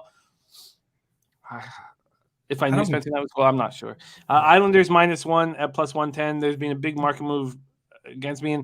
And should I believe in those wins over the Flyers and the Coyotes? Probably not. I'm nervous there. And then these were the additions I had to make later. And that was Anaheim, Montreal over 5.5 and the Ducks minus 1. And then I will add that under 7. All right, let's roll on to college basketball. We have Maxwell Smart coming off a sweep. And Gogster, love you, man. Can't wait to party in San Antonio with you. Absolutely. Mr. Gogster, again, 31-22 on the show, hitting at 50.5% plus 7.04 units. Mr. Gogster's ROI on the show plus 13.28%. Average line minus 105, and he's coming off a 10-2 week, Mr. Gogster. Stay hot, my man. I'll be in touch. All right. Love you, Jim. Take care, buddy. Be well, my man.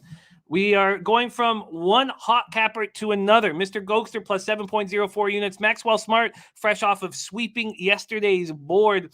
He cashed with Providence first half plus 5 easily. Boston first half minus 2 easily. And the San Diego State, Utah State first half over easily. All 3 cashers very easily. His ROI just under 5%. And that's impressive with 156 bets. He's 83-73, 53.2% plus 7.33 units. And he's got the very low VIG at minus 101. Please welcome to the show the Cupcake King, Maxwell Smart. Maxie, how are you? I'm good, Jim, because, I'm happy that the picks that were official on the show did well, but it was a interesting night for me. The added board, I literally made it my bitch, and then I definitely got fucking jerseyed on the main board, so it was a roller coaster. And, of course, most importantly, I got to give you a Gus update. I took Gus, put him in my fucking washing machine, put him on a rinse cycle, and rinsed him out for a fucking high ROI on $2,300 I laid with him live betting. So he can go suck an egg because I got some of his money today. I love hearing that, Max. And you've been talking about that quite a bit. So have you noticed that we always know that you're the mid-major master, but have you been noticing that the extra board, the extra games is where you've been milking? Yeah, that's where my highest ROI is for pregame bets this month. But last month it was the main board, so it's been up and down. I think that once we get into conference season, I become very, very uninterested in a lot of high major basketball. And that's just because it's a huge handle. Everybody has an opinion on it. And I just got to fucking try and blank some of that shit out so that I play my number and I'm not walking into bear traps, you know? I feel you. Well, let's get right to work. You have been so spectacular of late. Let's not waste any time. Let's get some analysis rolling here. Not getting the updated market moves as quickly as I would like right now. So I'm going to kind of use Pinnacle at least to start. And maybe I'm sure that you'll know these spots that we are talking about. So let's get to work. We start with Jose Bouquet's UTSA basketball squad here. UTSA is a Kyle Hintlian spot up against Florida International. UTSA, Florida International. I'm trying to find them here, and I'm having a tough time. Let me see. Just give me 10 more seconds. See if I can find them here. It's rotation number 805, 806. Okay, yeah, I'm just using Pinnacle right now, which isn't giving me rotation numbers here. Let me give you the number then. It opened at 133 and it's up as high as 135.5 right now. The line opened in favor of UTSA and quickly flipped to FIU, and they're as high as a 3-point favorite right now. Wow. Okay, beautiful. Take it away. What are your thoughts here? Kyle's been running really hot, and we'd like to keep it that way. Well, I think right now when we've seen this FIU spot, it was the right move in my opinion. I had FIU as almost an 8-point favorite. I think that this UTSA team, while they're on their home court, hasn't really shown an ability to maximize those games. I think that this is a game where you see Brewer freaking really be able to take advantage of his quickness and ability to get into the lane. And I think that with UTSA outside of Jacob Germany, I'm just not sure who's scoring on a daily basis. Yes, Darius McNeil's going to have the ball in his hand. He's going to go to the rim as often as possible. But if you watch this UTEP series recently, it just leaves a bad taste in your mouth. And I'd be happy taking FIU on the additional spread. So, Jim, you know what? Let's go for the big prize. Let's sell some points. I want you to line shop FIU -5.5 full game. That's going to be my first official play of the day. And if that doesn't get 100 likes on the show, I don't know. Maybe I should just go on strike. Don't go on strike. We need you. You're running hot here. Let's lock that in for you, Max. FIU alternate line -5.5. I will line shop. Kyle Hintlian says love FIU tonight. Billy Friedrich also liking FIU. Jose says his UTSA basketball team sucks ass. So they felch. Is what he's saying. Let's keep rolling here. Next up is Georgia Southern UL Lafayette. Georgia Southern UL Lafayette. Let's see what Pinnacle's hanging as and I'm going to move over to the Action Network. This is just bothering me that the site that I'm using is such shit here. But Georgia Southern UL Lafayette. Here we go. Georgia Southern UL Monroe. Lafayette Monroe. Georgia Southern opening up, or not opening up, sitting at +1 right now, -107 or -102 on the money line, and there's total at 141. Max, take it away. Yeah, I think that when I look at a Georgia Southern game, I want to take an over when they're in the 131, 130 range, not when they're in the 140 range. I think that when you look at this game from a side perspective, ULM has had their best games at home, but dropping 2 straight to Troy and South Alabama in pretty freaking cruel fashion with decent rebounding in both games is definitely a cause for concern. I think that this team obviously is very reliant on their trio of scoring guards, and if they don't come to play, there's nothing that's going to happen for them. I think that this is a Georgia Southern spot, and while I hate their shot selection, I hate their free throw shot making, I just if you give me a free play, I got to take Georgia Southern on the road. Georgia Southern on the road for Maxwell Smart. Okay, let's keep rolling tonight. Let's keep rolling. Next up, we have the spreadsheet play today in college basketball, and it is backing Coastal Carolina here. Coastal Carolina, let me get up here, as a big home favorite. And man, this is starting to make me lose my shit here. Coastal Carolina now 11-point favorites with no Vig. Vig's on Arkansas Little Rock. And this total at 141.5. Slightly juiced to the under. What do you think of this spot, Max? Arkansas Little Rock versus Coastal Carolina. Yeah, for me, I think that playing at home for Coastal Carolina makes such a big difference. And I do think that being at home in this spot, they have a lot of value to me as a first half favorite. If I can get under 6, I'd be willing to take that. But right now, it's something that I haven't bet myself.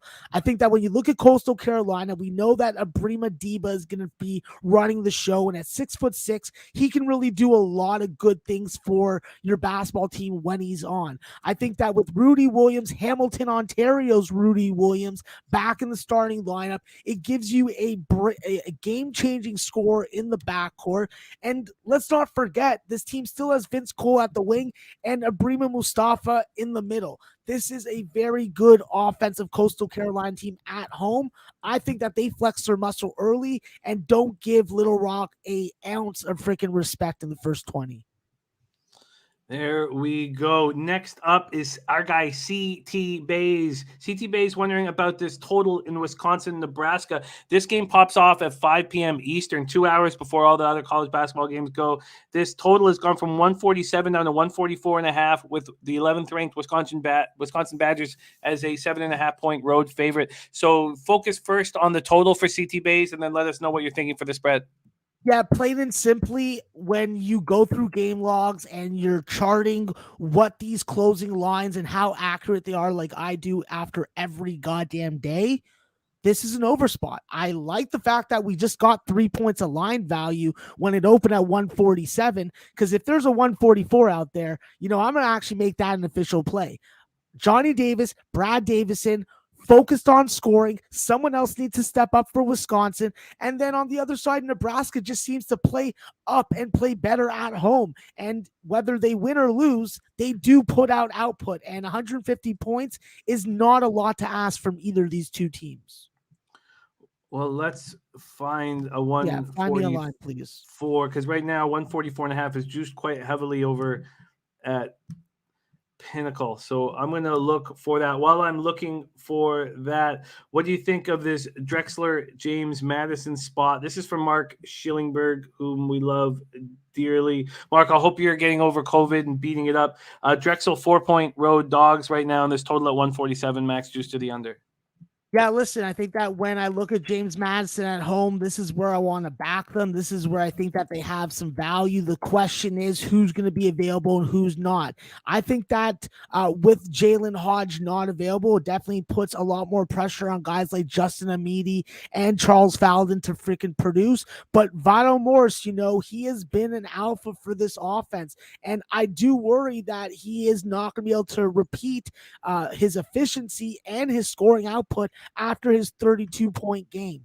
This is a guy that definitely needs to star for James Madison. And what James Madison needs to do more than anything is get off to a good start. I think that this is a get-right spot for them. I think that they finally cover a spread, and I'm laying it with freaking James Madison. Okay, let me know if you want to make that an official. I'm kind of No, Jim, I'll tell you if I want to make it. Okay, cool. Okay, so let's keep rolling here. I've got Action Network up to help. And it's at Westgate, you can get that over 144.5 at minus 110, so much lower. Vig I'm going to see if I can get lower, but thank you for sharing that, Nutflush Allen. Let's keep rolling. Next up, we have Coco Bongo. Coco Bongo wanting to know about Ohio State, Minnesota. Big game here this evening with Ohio State involved. Let's see what we are dealing with over at Pinnacle. It's not up SPR for some shit reason. Ohio, Minnesota. Ohio, 6.5-point road favorites, but that's at even money. So the juice is on Minnesota plus 6.5, and this total at 134, juice to the over, max. Yeah, for me, I thought that when this line opened and I saw it at 138, I didn't catch it until 136.5. It was a spot that I thought that the move was the right move towards the under. I think that with Minnesota, they don't want to get into an up and down game with this Ohio State team, especially as they get healthy and start to get back into a whole team rhythm. I think that with Minnesota on their home court, they're always a dangerous home dog, and that's the way I'd have to lean with it. I'd have to lean towards Minnesota as the side. Florida International at Pinnacle, they're only giving us a 4 at plus 123. So I'm going to check out a couple other. I'm gonna just pull up Bet365 right now. Yeah. No, let me do that. You're working. I'll do that for you. Let's move on to Billy Friedrich wanting to know about this MTSU Marshall spot. MTSU Marshall. Here we go. Why don't you take it away here? I got too many sites up, Max. MTSU Marshall. You have a feel here?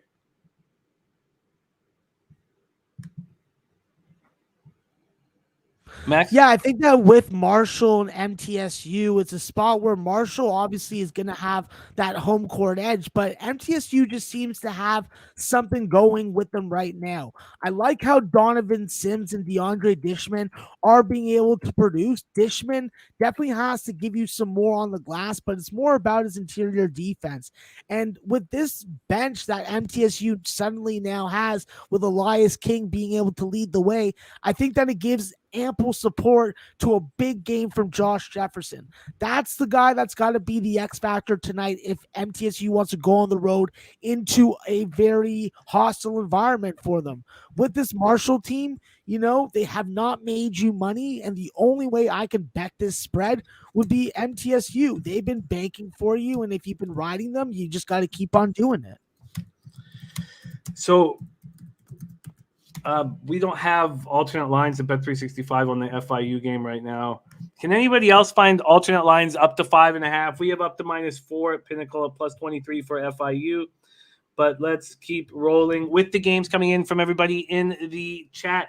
Jimmy Gomez, whom I love dearly, got to hang out and drink with in Los Angeles. He's looking at this Towson, Delaware spot, Max. Towson, Delaware. Let's see if they got this up here. And, of course, they don't. Max, sorry I'm not able to hook you up the way I usually do, but I will try to fix that as we move forward. Towson, Delaware, have you had your eye on that game? Yeah, listen, there was a big move to the under earlier this morning, and I think that that's what I was steam chasing. And I'm not even seeing the FIU game on the board anymore. Oh, wow. Okay, it's still here at Pinnacle. All right. Yeah, it's still available at Pinnacle -4 at plus 123. That's the best one we are dealing with. Let's move on, though, and we'll keep working on that. So next up for us, Max, we head over to Pepperdine, San Diego for Brian Watson. Pepperdine, San Diego. 69 games here are listed at Pinnacle. So it's just a huge, huge slate. This Pepperdine, San Diego game pops off late. We have this game popping off at 10:30 Eastern time. Pepperdine plus 7.5 with this total at 139.5. That 139 heavily juiced to the over, Max. Take it away, Pepperdine, San Diego. Yeah, that line opened a lot lower at 136.5. So there's been a heavy steam towards the over. I think that it's the right move with San Diego having Jace Townsend back. Now they have a go-to scorer. They just got to manage to keep the ball out of Joey Calcaterra's hand when the game's on the line. He cost them the game last time out. And I think that with the San Diego team, you have to remember they shoot the three ball close to 47% as a team. There is a lot of three-point assassins. So it's a spot where you probably still feel comfortable taking the over, even taking the ass end of the line. And team totals are definitely attractive derivative bets when it comes to that game. And we've got that confirmed that the alternate spreads, Max, are only giving it to us up to 4. Same at Bookmaker. Do you want to move on to -4 at plus 123 at Pinnacle? It's 2 cents better than Bookmaker.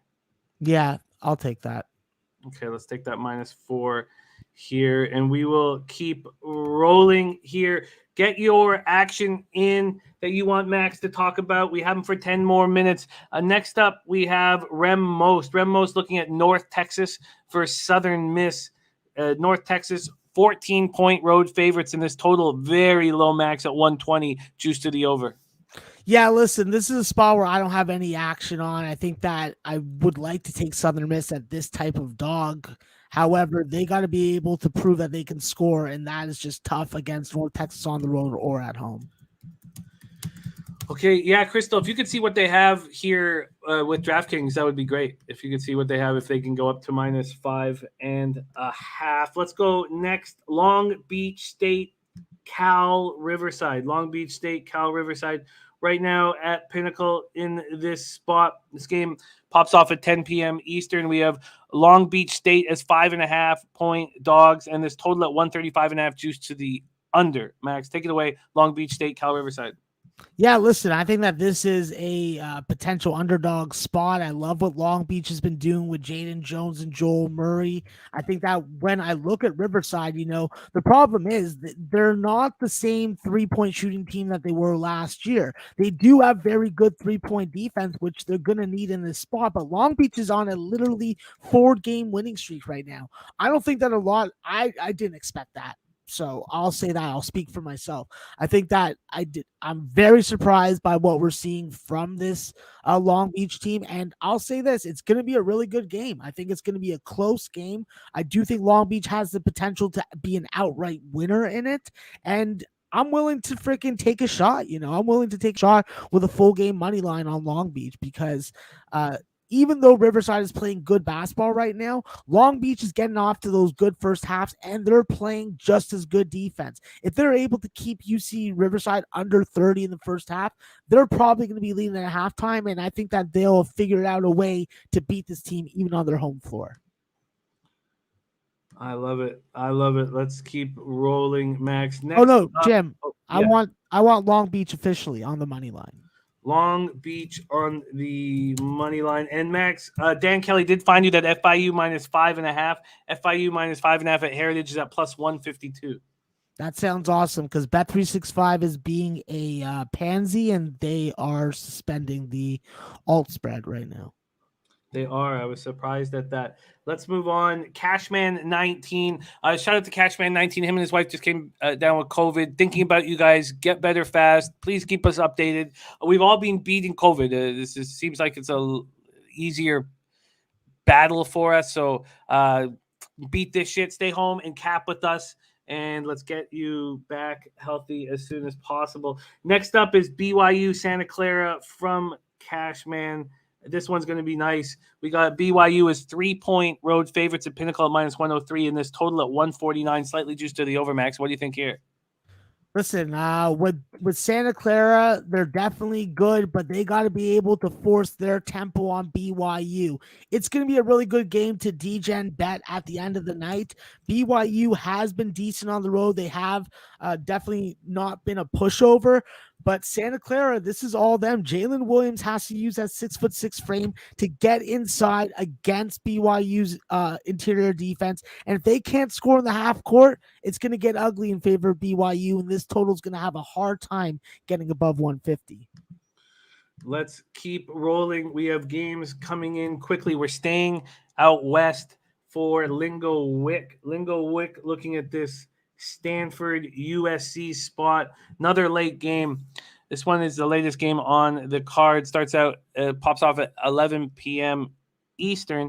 We have Stanford as 11-point dogs, and this total at 140, Max. What do you think here? Yeah, sorry. This is a big pass for me. Big pass for Stanford USC. Next up from Sanka, whom we love dearly. Great to see you, Sanka. Purdue, Iowa. Let me just move up here. We have Purdue right now as 2-point road favorites at Iowa, and this total at 153, heavily juiced to the over at Pinnacle at -119, Max. Listen, I think that the line opened at 158.5, and now that we have it where it is, it's just kind of crazy. I don't know what to do. I haven't been able to pull the trigger on anything.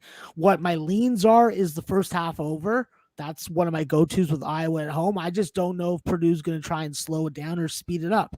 I think that when you look at Purdue from a side perspective, if they can keep Zach Edey on the floor, you just have to hope that the refs are calling plays in favor of him, because we've seen in the Big Ten from game to game, the refs do not know how to officiate him, and he's throwing elbows on guys and not getting called in some games. He's getting called for them in other games. So it's really a wait and see type thing, and it's just a hard game for me to pull the trigger on anything right now. The San Fran Dons 2.5-point favorites at home against St. Mary's. We have our guy Hoops 590 wondering about this spot. This total at 129.5, slightly just to the under at Pinnacle Max. Yeah, listen, I think that the total is definitely tailored towards a St. Mary's win, but St. Mary's hasn't been a pushover when it comes to scoring the basketball. I think that, yes, they don't really have very nice games doing so, but Logan Johnson's definitely done a good job of being assertive and being go-to scorer for this team. With Tommy Kusi being able to come off the bench and have a career game, I think that he probably has less of a game, but I have bias in this spot, Jim. I like what San Francisco's done. I like the coaching staff there, and I like the style and how full this roster is of contributors. So I'm going to be on San Francisco, but I wouldn't hate anybody if they took St. Mary's.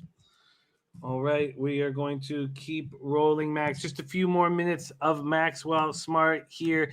Get your games in if we haven't asked about them yet. We got T Nice in the house talking about UAB, and I believe it's Western Kentucky. Let me go back to where this game is. Having problems with my usual site for market moves. Did have UAB up here a second ago, and then I lost it. I got it, bud.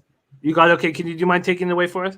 Yeah, absolutely. So UAB opened up as a 4-point favorite. That's down as low as 2.5 right now. And this is a total that fit the Josh Applebaum 150 conference system. And it's open at 150 down to as low as 146.5 that I'm seeing. There you go, Max. Great work. We've nailed almost 70 games on this board, and Max is absolutely attacking it with great fervor. Next up, we have Florida Gulf Coast. We have a Florida Gulf Coast spot for Bob Taylor. What were you going to add something, Max? Yeah, we didn't actually talk about the Western Kentucky game. Oh, shit. Okay, sorry. I just read off the Take it away.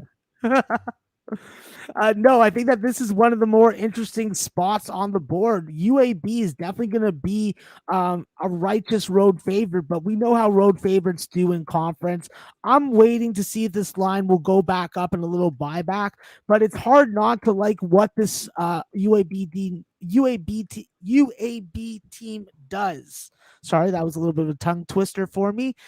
They have a deep roster, experienced scorers, multiple ball handlers, but they're going into Western Kentucky and they're going to have to deal with something that no other Conference USA really has, and that's a 7'4" giant. And with that giant in the middle and Jamarian Sharp, it just adds to the ability of this team. Jarius Hamilton, Cam Justice, Davion McKnight, that's a solid trio of scorers, of scoring guards and wing players to lead your offense. And if Western Kentucky is going to get up for a game and play a game till the last minute, this is the one. This could be a Western Kentucky money line spot.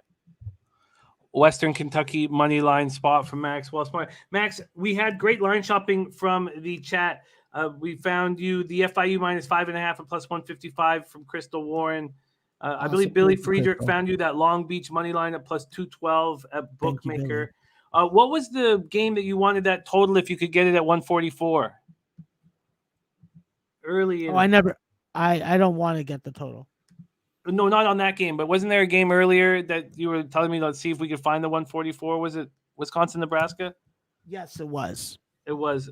Okay, and I can only find it at 144.5. Is that something you still want to pull the trigger on? Yes, I do. Please make that official then. So we are going to make that official. The over 144.5. It's too juiced over here at Pinnacle. I'm going to see if I can find it here. It's 145.5 over at Circa. 144.5. I wonder if we can find it for Max. Can anybody find this total here, 145 at Bet365. So how do you want to handle that? Is that minus 118 too juiced? No, let's just take the 145. I don't think it's going to matter. All right, let's do that right now. We're going to take the 145. Curious to see if we do that at Pinnacle, if they will give us a better number than minus 110.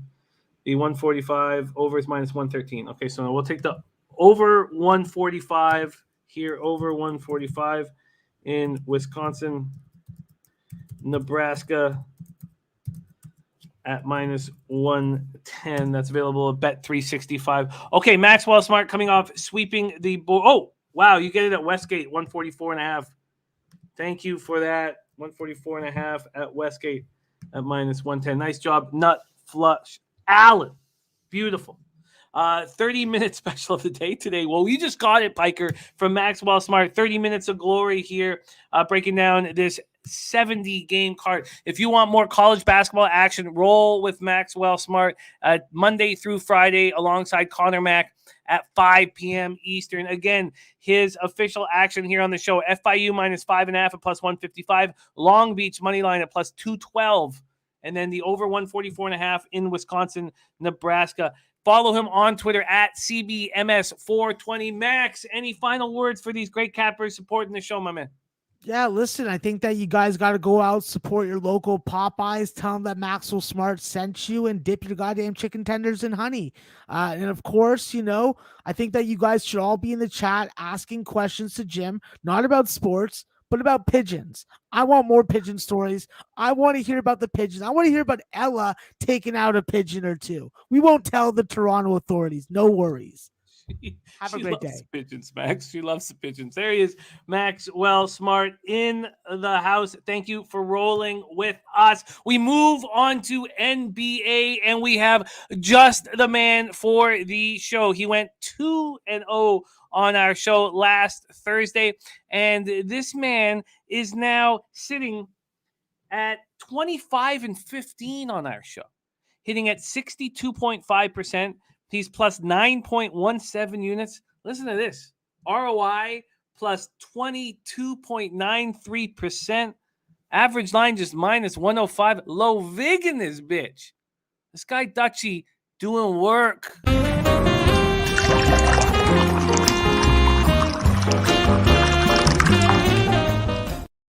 Dutch boy fresh, what's happening, man? How are you? Jimmy the motherfucking bag. Salute my guy to you and all the real ones holding it down in the chat. I'm good, bro. Off a 4-1 night in the NBA. Yeah, only the Bucks fucked around and fucked up my perfect night. But, when you're a plus 5 units in the NBA, I will not complain. But we here today, bro, to get to this bag. And, of course, I'm here for one mission. You already know. It's to turn your bookie to a fucking bum. A fucking bum. Yeah, man. I love it. You are running hot. You are running nice. You are seeing things clearly. Let's get right to work. Just 2 games on the card, and they are both beauties. We'll start at 7:30 p.m. Los Angeles Lakers 24-24, 9-12 on the road at Philadelphia 76ers 28-19, 11-10 at home. We're at Wells Fargo Center in Philadelphia, Pennsylvania. Let's bring up the market here.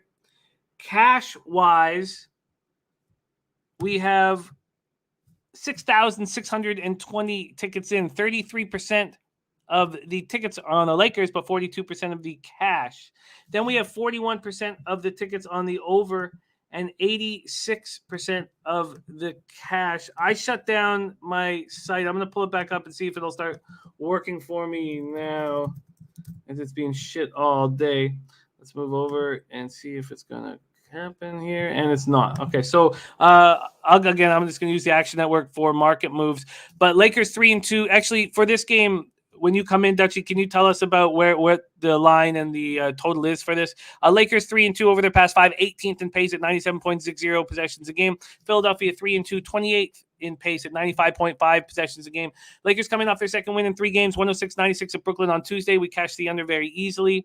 And AD had missed the previous 17 games with that sprained left knee.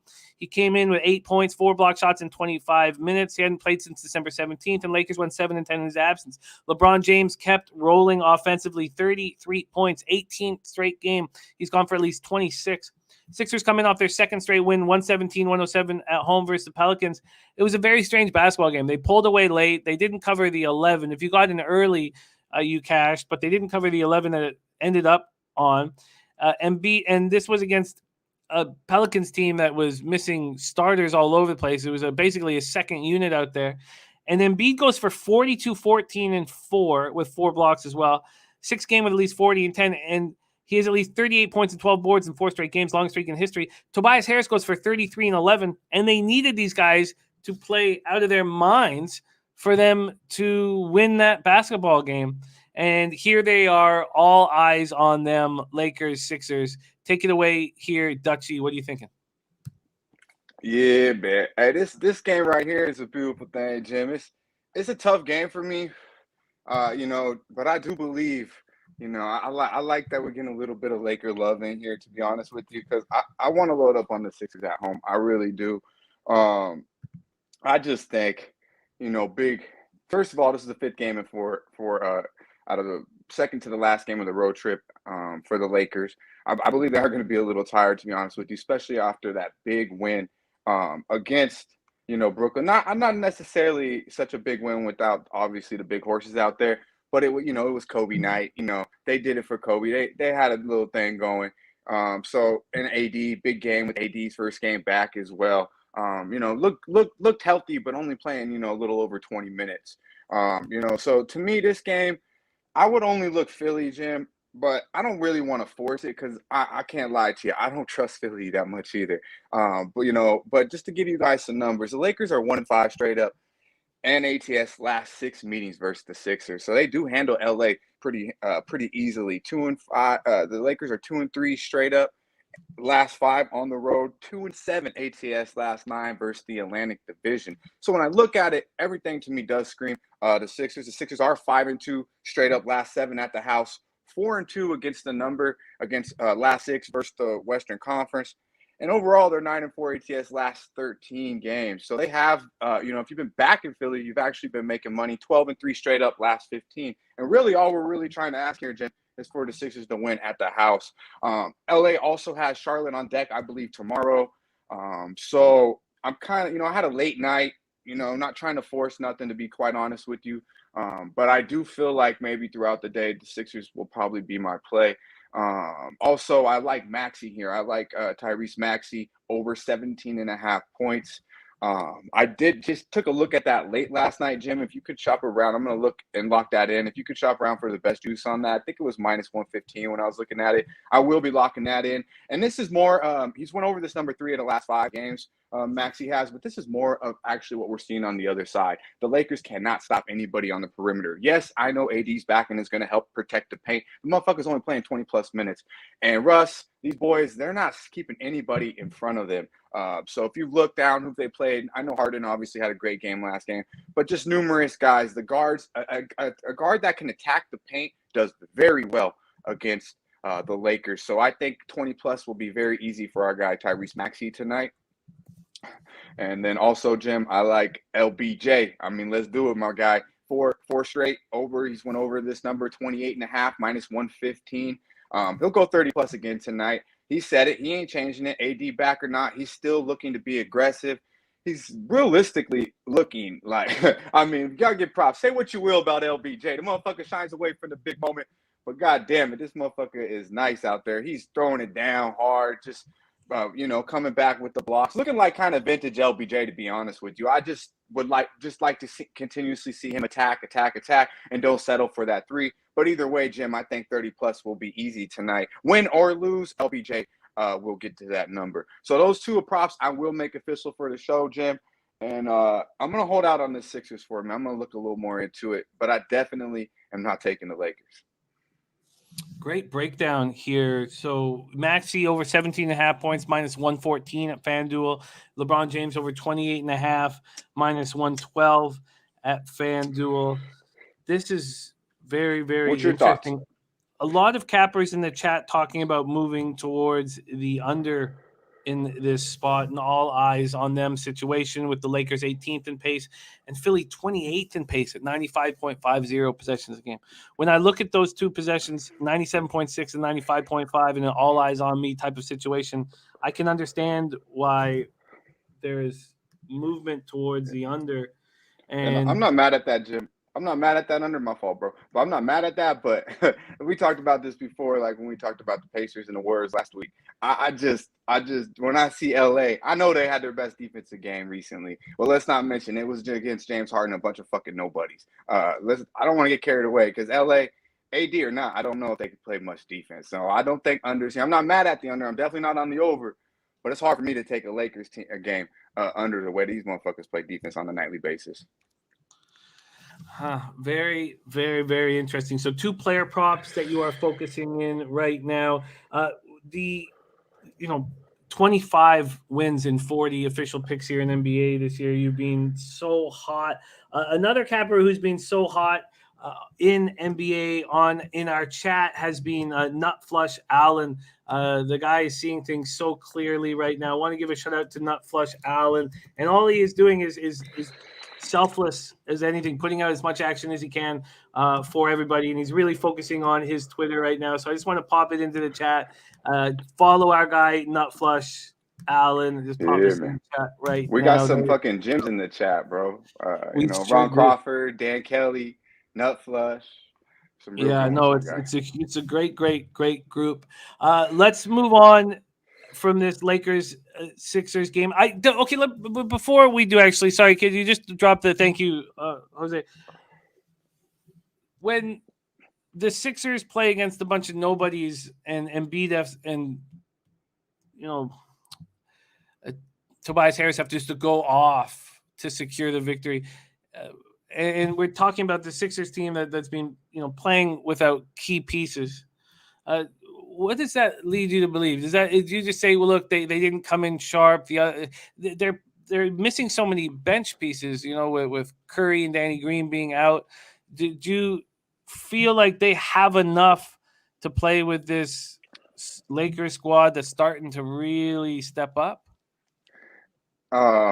Now, I don't know if I agree with it if they're really starting to step up. I don't want to overreact a little bit to, that Brooklyn game. But, they have been playing a little bit better ball. But, you fade these boys on the road, realistically, the Lakers. But, yeah, Jim, I would say to answer your question, yes. But that's the reason why I didn't come on this show. And that's the reason why I haven't pressed submit on my account screaming Sixers, because I don't really trust these motherfuckers. And B could go for 40. I mean, these motherfuckers be up by 20 at halftime, and you turn around and they lose the goddamn game outright. I mean, yeah, so you're right. They do play down to their competition. And if we look at these rosters right now, team for team, I think you have to take the Lakers. But I also, this is the, I believe their 5th game in 7 nights, or 4th game in 6 nights, one of the two. But either way, and then they have Charlotte on deck. So you have an older team coming off a big win. I believe it's a letdown spot. I believe they will be tired. And I still have hesitation to back, the Sixers because of what you said. But I do believe that Embiid, Maxey, and Harris, if they all could play up to their par, they should get out of Philly with the W, or, should leave the house with the W. Okay. Let's roll on. Tough game. Look, I do not want the Lakers in this spot. But you could tell that LeBron was telling everybody, be patient, wait till AD is back. And that they're just a different team confidence-wise with AD out there. And AD will start playing a little bit more minutes at a time. And that Sixers victory, there's a red flag comes up when you need your superstars to have – look, that was Tobias Harris's best game of the year to beat a Pelicans team that was like a G League roster. It was strange. So, and then Drew dropped 40+ too, right? Yeah. Yeah, that's why I look. I'm like, man. At first, instantly, Jim, my first thought was, oh, we're about to ring the motherfucking bell. Yesterday, when I looked at this game, and I started looking more, I'm like, man, I can't really trust Philadelphia, but I definitely don't trust the Lakers. But also, if Malik Monk shoots like he did against Brooklyn, they gonna leave Philly with a win because that boy is stroking it. When he's wet, he's motherfucking splash. No move for me at this point here. I need to sit with it, and I will watch your guys' show today, NBA Pub Hub at 4 p.m. Eastern, 1 p.m. Pacific. We move on to 10 p.m. Eastern And Minnesota Timberwolves at Golden State Warriors. We're at the Chase Center in San Francisco, California. We go over to the Action Network. This opened with the Warriors -5.5. Now they're at -6 or 6.5, depending on where you shop. And this total opened up at 228. It's now at 229 or 229.5. When we go over to the cash in this spot, 6,897 tickets in, 88% of the tickets on the Warriors, 95% of the cash. Then you have 39% of tickets on the under, but that's where the cash lies, 79% of the cash, but it's moved to the over. Schnizzle came onto our show off the top and said, just locked in the Warriors -6, says revenge game for the Warriors. They've been at home since the 18th and won 4 of their last 5. I think they get the job done at the house. I also lean to the over as well. We've seen what the Warriors have done in these primetime spots. So Minnesota 4-1 over their past 5, third in pace at 101.50 possessions a game. The Warriors 4-1, but 24th in pace, 96 possessions a game. Minnesota comes in off their second straight win, 109-107 at Portland on Tuesday. Ant goes for 40 points. Man, did he look good. Warriors coming off their third straight win, 130-92 at home over Dallas. Curry went for 18-9-7. They were hitting on all cylinders, and everybody was rolling in that spot. Astute Chaos likes the over. Hoops 590 likes the under. And Sammy Comer says it's super public, but I'm on the Warriors -5.5. We get the revenge angle. The line is all over it. Wolves 4.5 in the previous meeting. Now Warriors -6. Warriors 6 straight home wins versus the Timberwolves by an average of 14.4 points. Piker says with Clay acclimated, they're going to find an open shot quicker than before and get back to that 3 machine the Warrior team is that we all know. Take it away here, Dutchie. Big game, Warriors, Timberwolves. Yeah, shout out to Piker with the Cleveland Cavaliers pick last night, man. It was a good call. Yeah, man. I kind of agree with everything. Honestly, Schnizzle, Mr. Sammy, everybody in the chat. This is a big. Actually, it is a big revenge spot here, Jim. These motherfuckers, January 16th, with 20-point win, versus the Warriors. They didn't have no Curry out there though. But yeah, man, they seem they're young too, so they celebrate. They let you know that they beat you by 20, especially when you go and stay. But the Wolves are 0-4 ATS last 4 meetings in the Bay, so they don't travel too well to Cali. I love the Warriors here. I did lock this one in at -5.5. Jim, you can go. Hopefully that's still available. 6 is good as well. This should be double digits by the mid-third, late fourth, to be quite honest with you. I mean, if you watch what the motherfucking Warriors did to the Dallas Mavericks, who honestly, I'm not going to say they're the best defensive team, but statistically, they're one of the better teams in the NBA on the defensive end. And they just made them look like a JV team. They punked them, really. And it was strictly ball movement. Yes, just knocking down open jumpers from Otto Porter to Poole, starting with Curry. Clay found his stroke. It's a scary thing when you look at it. And if Otto Porter plays up to his capability and the way he did last game, watch out. And then you got Andrew Wiggins. Going up against his old team. I'm not mad at anything with him on it. But I'm gonna stay away from the props and all this, Jen, because I think this could fuck around and get carried away, like I mentioned, late third. The Wolves are 0-5 ATS last 5 on the road. They're 0-10 straight up last 10 in the Bay. So I know we got to get the 6, but I believe it will happen. The chat touched on it. Warriors won 3 straight. They've only allowing 95 points per game in that span. So not only are the shooters finding their stroke, they're starting to lock down on that defense a little more as well, which is, to me, the number one question mark for the Golden State Warriors. But the numbers don't lie. 95 points per game in the last 3 wins. That's pretty fucking good. So I look for that to continue tonight. Obviously, in that span as well, Jim, they've only been allowing 38% from the field in those 3 games as well. So they're locking down. Motherfuckers ain't really doing shit on them. They're 16-8. 8-2 ATS at home. So they handle the business at the house. Coming off a good win. I don't believe it's going to be a letdown. I think they're going to carry off the momentum. If you've seen that ball movement, that ball movement in Golden State's a beautiful fucking thing. So go ahead and lock me in for -5.5. I am mad at Anthony Edwards over 22.5, but I'll kind of go with your realm after a huge game. 40, you kind of fade him the next time. I definitely wouldn't fade Edwards here because 22.5 does seem a little low to me. But I'm going to stay away from that and Andrew, and we'll go ahead with the State. It's a great breakdown. Unfortunately, that 5.5 is juiced right now. The lowest juice I lock can me in get at 6. I'm not scared, bro. I'm not. Okay, scared. it's -118 on the 5.5. So let me check Circa actually very quickly here. See if we do 6. I ain't tripping.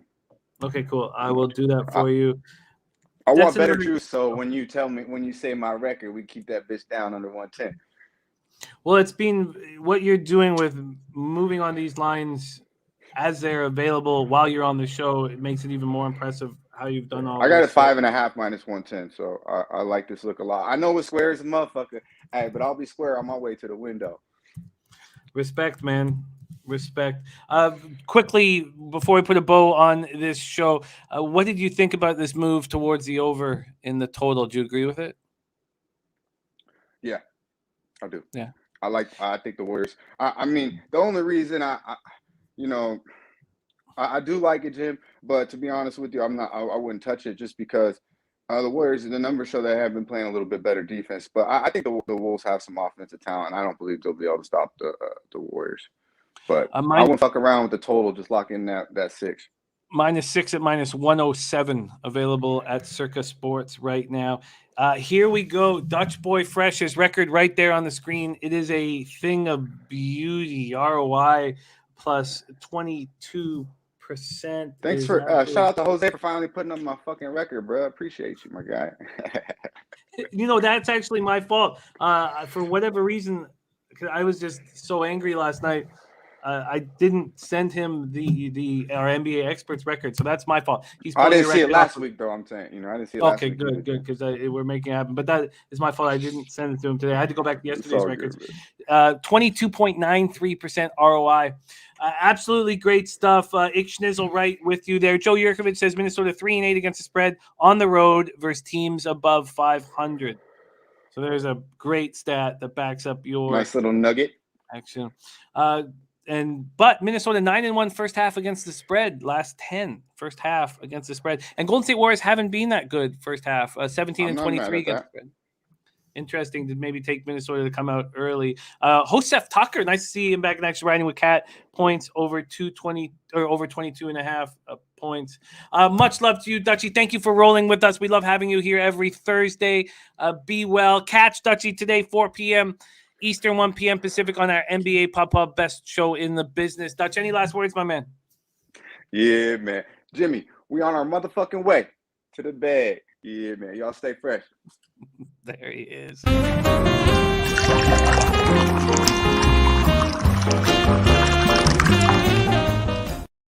All right. Let's go. I did during that segment receive just horrific news. So I was a little, just like I seen a car crash. So I've got stuff I've got to deal with right now. Everything's going to be okay, but I just did receive some real bad news. So I've got to go. Let's just do a quick review of action here on the show. Sorry, a little shaky.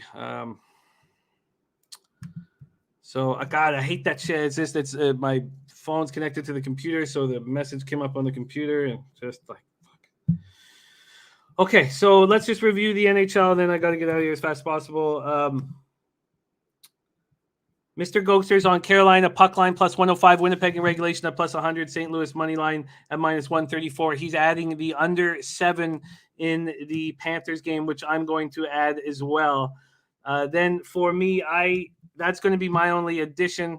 My moves here were five looks for me in NHL, and again, I'm having just an atrocious week. And it wasn't that long ago I was up plus 7 units, and I was saying I'm going to go into double digits now, and now I'm sitting here just a mess. I have Oilers minus 1.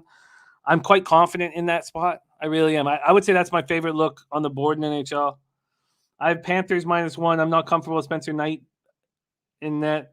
The Islanders minus 1. There's been a huge move towards the Kings, which makes me nervous.